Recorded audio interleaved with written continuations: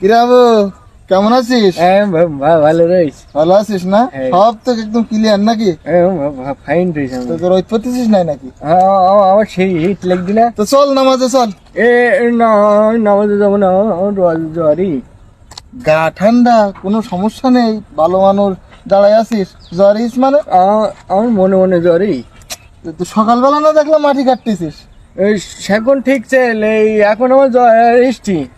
তুই বুঝতে পারছিস তো, আমার শীত লাগবে না। নামাজে গেলি গুনাহ হয় না, সওয়াব হবে। আর নামাজে গেলি তোর সওয়াব হবে। হ্যাঁ দেখ, ছোয়া বা আমার হবে না, তোর হবে। এই পাগলের বুঝাবো কি করে এখন? তা ওই অজুহাত দিও না, অজুহাত দিও না। অজুহাত কখন দিলাম? আমাদের ডাইন হাতের বাম হাত। কি করবো তলি থাকো, নামাজে গেলি ভালোই হইতো, খারাপ হইতো না। ওই জানি। হ্যাঁ দেখ, পাগল মনে করছি আমার। হুজুর আগের দিন জুমার নামাজে কই না দে একজনে ডেকে নিয়ে যেতে পারলি, তারই সমান সোয়াব হবে। তাই সোয়াব নেমে তো আমার ডাকতি।